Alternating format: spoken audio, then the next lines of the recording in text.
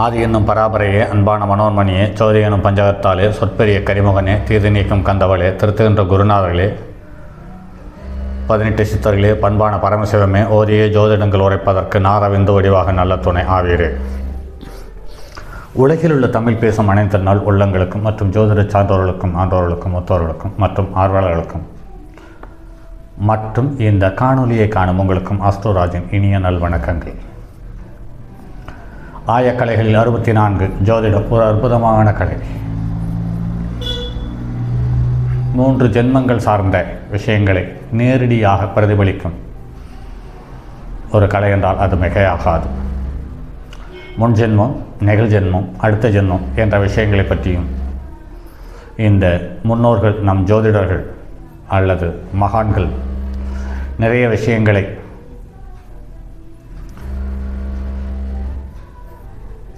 தெளிவாக அறிந்து ஆராய்ந்து தெளிந்து உணர்ந்து நமக்கு தந்துவிட்டு சென்றிருக்கிறார்கள். அப்படிப்பட்ட ஒரு கலையை இன்று பணம், கௌரவம், செல்வாக்கு இது மட்டும் சார்ந்த விஷயங்களை தெரிந்து கொள்வதற்காக பயன்படுத்தி கொண்டிருக்கிறோம் என்பது சற்று வருத்தத்திலும் வருத்தம். அதனாலேயே இன்றும் நிறைய ஜோதிடர்கள் இயல்பு வாழ்க்கை வேறு, ஜோதிடம் என்பது வேறு என்று பேசிக்கொண்டிருக்கிறார்கள். அவர்களுக்கு பணம் மட்டுமே குறிக்கோளாக இருப்பதால் அவர்கள் இதை தாண்டி செல்வதற்கான முயற்சி அவர்களுக்கு தேவையில்லாமல் போனது. நமக்கும் பணம் தேவை இருக்கிறது. ஆனால் அந்த பணம் தேவைக்காக மட்டும் ஜோதிடத்தை என்றால் ஜோதிடம் தேவையில்லை. இன்னும் நிறைய தொழில்கள் இருக்கிறது. அந்த வகையில் போயிருக்கலாம். அந்த வகையில் போகும்பொழுது நல்லதா கெட்டதா, நன்மையா தீமையா, பாவமா புண்ணியமா, தோஷமா சாபமா, இப்படி சிந்திக்க தோணாது. இந்த ஜோதிடம் என்பது பாவம், சாபம், தோஷம் இந்த மூன்றையும் தெளிவாக அடையாளம் காட்டுகிறது.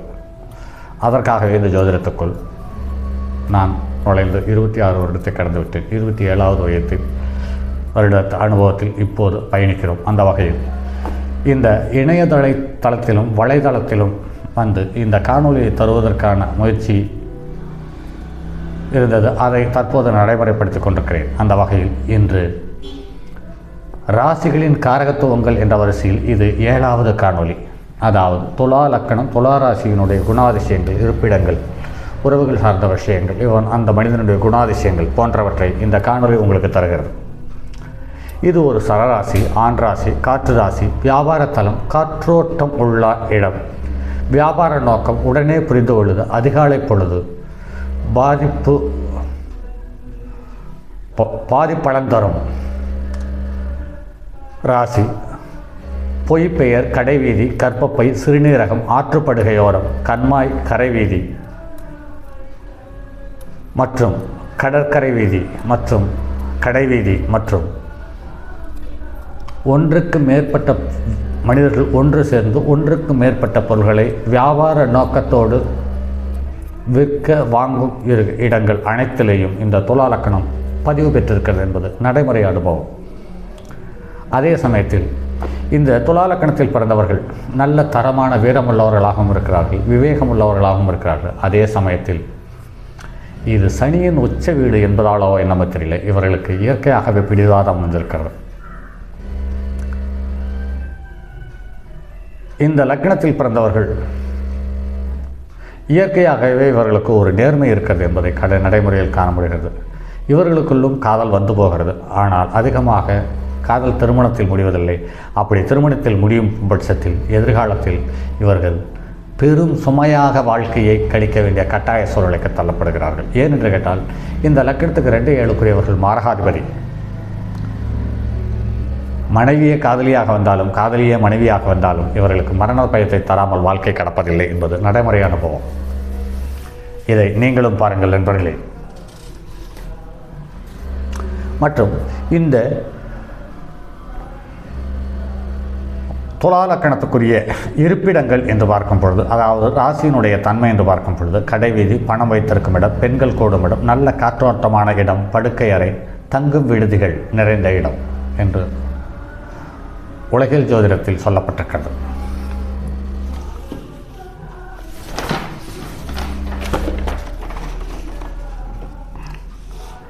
அடுத்து இவர் இந்த துலாலக்கணத்துக்குரிய துளாராசிக்குரிய அத்தியாவசிய பொருள்கள் என்று பார்க்கும் பொழுது உளுந்து, நவரத்தினங்கள், ஏலக்காய், லவங்கம், ஜாதிக்காய், கோதுமை, கடுகு என்று சொல்லப்பட்டிருக்கிறது. இப்படி இது எல்லாம் ஒரு பக்கம் இருக்கும் பட்சத்தில் இவர்கள் இளைய சகோதரத்தாலும் மூத்த சகோதரத்தாலும் கசப்பை சந்திக்காமல் அல்லது நஷ்டத்தை சந்திக்காமல் இவர்கள் காலத்தை கடத்துவதில்லை. அதே சமயத்தில் இவர்களுக்கு பொதுவாக குருமார்களுடைய உறவு சிறப்பாக அமைவதில்லை என்பது நடைமுறையில் காணப்படுகிறது. இது இல்லாமல் இவர்களுக்கு ஆகச்சிறந்த யோகத்தை தரக்கூடியவர் சனி என்பதால் இவர்களிடம் கடின உழைப்பும் நேர்மையும் இருப்பதை நிறைய மனிதர்களிடம் பார்த்திருக்கிறோம். இதில் ஒவ்வொரு துலாலக்கணத்தில் பிறந்தவர்களுக்கும் சொந்த ஊரை விட்டுட்டு வெளியில் சென்றவர்கள் மிகப்பெரிய பேரும் புகழும் பெற்றிருக்கிறார்கள். அப்படி பேரும் புகழும் பெற்றிருக்கும் பட்சத்தில் தன்னுடைய குழந்தைகளிடமும் வாழ்க்கையிடமும் சொல்லொணாத கசப்பையும் கஷ்டத்தையும் தந்து விடுகிறார்கள் என்பது நடைமுறையில் காண முடிகிறது. ஆக துலாலக்கணம் என்பது காலபுருஷனுக்கு 7ஆம் இடம் என்பது ஒரு யோகம் என்று பார்த்தாலுமே கூட, சகலத்தையும் புரிந்து கொள்ளும் தன்மை என்று பார்த்தாலுமே கூட, இந்த துலாலக்கணம் இயல்பான குடும்ப வாழ்க்கைக்கும் இயல்பான உறவுகளுக்கும் ஒருங்கே அமைந்திருக்கிறதா என்றால் இல்லை என்றே சொல்ல முடிகிறது. ஏனென்றால் குற்றம் பார்க்கில் சுற்றம் இல்லை என்று அந்த காலத்திலிருந்து ஒரு பழமொழியை சொல்லப்பட்டிருக்கிறது. இவர்கள் எந்த இடத்தில் இருந்தாலும் சரி எது தவறு என்று சற்று உற்று கவனிப்பதால் இவர்களுக்கு எல்லா உறவுகளுமே ஒரு காலகட்டத்தில் மறைமுகமான கசப்புக்கள் இருப்பதை உணர முடிகிறது. அந்த வகையில் பார்க்கும் பொழுது அந்திம காலத்தில் இவரிடம் இருக்கும் பொருளாதார சிறப்புக்காகவும் இவர்களிடம் இருக்கும் நேர்மைக்காகவும் மட்டும்தான் உறவாடுகிறார்களே ஒழிய மனம் வந்து இவர்களிடம் உறவுகள் ஒன்றி இருப்பது என்பது இயல்பு நிலையில் இல்லை என்றே நடைமுறையில் காண முடிகிறது. அடுத்தது துலாலக்கணத்தில் பிறந்தவர்களுக்கு 1900ஆவது ஆண்டில் வந்த ஜாதக அலங்காரம் மூலமும் ஆதியும் என்ற நூலிலிருந்து எடுக்கப்பட்ட சில தகவல்கள். இந்த தகவல்களை ஏற்கனவே 6 லக்னத்துக்கும் சொல்லியிருக்கலாம். இந்த லக்னம் ராசிக்கு சம்பந்தப்பட்ட தகவல் மரணத்தையும் சொல்லியிருக்கிறார்கள். நிறைய ஜோதிடர்கள் அந்த காலத்தில் நூலில் எழுதி வைத்தவர்கள் இந்த மரணம் இந்த நாளில் இந்த நட்சத்திரத்தில் இந்த திதியில் நடக்கும் என்று எழுதி வைத்திருக்கிறார்களே என்று பார்க்கும் பொழுது இது எப்படி எழுத முடியும், இது சாத்தியமா என்று தேடலின் போது இந்த நூல் கிட்டத்தட்ட எனக்கு ஒரு 18 வருடத்துக்கு முன்னால் கிடைத்தது. பொதுவாக அந்திமகாலத்தையும் மரணத்தை பற்றியும் நான் அதிகமாக சிந்திப்பதில்லை. இன்றும் வாரத்தில் ஒரு ஜாதகம், மாதத்தில் ஒரு ஜாதகம் கண்ணில் தென்படுகிறது. அந்த பழைய ஜாதகம் அதில் மரணம் சார்ந்த விஷயத்தை அறுதிட்டு அல்லது தெளிவாக எழுதியிருக்கிறார்களே, இது எப்படி என்று பார்த்த பொழுதுதான் அந்த நூலில் இருந்து கிடைத்தது. அந்த நூலில் இருந்த தகவல்களை இதுவரை சொல்ல தோணவில்லை. சரி, அதையும் சொல்லிவிடுவோம் என்ற ஒரு முயற்சியில் அந்த 1900ஆவது ஆண்டு வந்த நூலிலிருந்து எடுக்கப்பட்ட தகவல் இது. துலாலக்கணத்தில் பிறந்தவர்கள் இருதார யோகம் உள்ளவர்கள் என்று சொல்லப்பட்டிருக்கிறது. திரண்ட நிதி உள்ளவர்கள் என்று சொல்லப்பட்டிருக்கிறது. ஜாதியினுடைய இனத்தினுடைய அபிமானம் அதிகமாக கொண்டவர்கள் என்று சொல்லப்பட்டிருக்கிறது. மற்றவர்களுக்கு இனியவர்களாக இருக்கிறார்கள். அதே சமயத்தில் மனைவியின் மீதும் பிரியமானவர்களாகவும் இருக்கிறார்கள். பரிமள வஸ்து ஈடுபாடு என்று சொல்லப்பட்டிருக்கிறார்கள். பரிமள வஸ்து என்று வரும்போது வாசனை திரவியங்கள், வாசனை பொருள்கள் சம்பந்தப்பட்ட விஷயங்களில் இவர்கள் அதிகமாக ஈடுபாட்டை காண்கிறார்கள். இவர்களுக்கு தற்போது நடைமுறையில் பார்க்கும் பொழுது இந்த லக்னத்தில் பிறந்தவர்களுக்கு மசாலா ஐட்டம் அதிகமாக பிடிக்கிறது. அதாவது ஒன்றுக்கு மேற்பட்ட மணமூட்டியாக செயல்படும் மசாலாக்கள், லவங்கம், பட்டை, சோம்பு, கசகசா போன்ற பொருள்களோடு சேர்த்து வைத்த சாப்பாடு, சாம்பார், சட்னி எல்லாமே இவர்களுக்கு இயல்பாக பிடிக்கிறது என்பது நடைமுறையிலேயும் காண முடிகிறது. பொதுவாக இவர்கள் தர்ம சிந்தனை உடையவர்கள். 7 வயதில் சின்ன சின்ன வியாதி, 12 வயதில் தீயால் பாதிப்பு, 19 வயதில் வைசூரி நோயால் பாதிப்பு, 28 வயதில் பகைவர்களால் பாதிப்பு, 42 வயதில் நீரால் பாதிப்பு என்று சொல்லப்பட்டிருக்கிறது.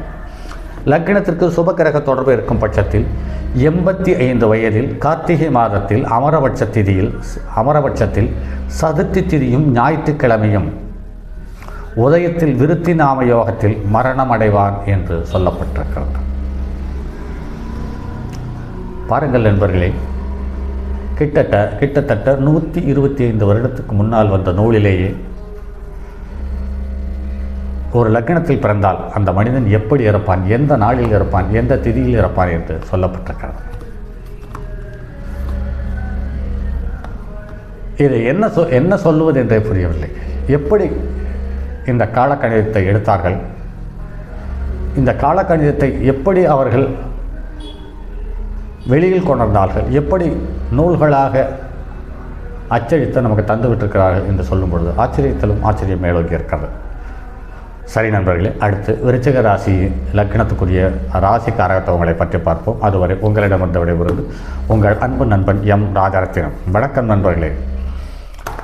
தங்கமான் மழுவோடேந்தி தன்மதி தலையில் கொண்டோர் மங்கையர் பதிக்கச் சொன்ன மாமொழி ஜோதிடத்தை இங்கு யாம் உரைப்பதற்கோர் இமை என்னும் பிழை வராமற் காக்க செங்கன் மால் மருகன் யானை சரண் பதம் காப்பதாமே.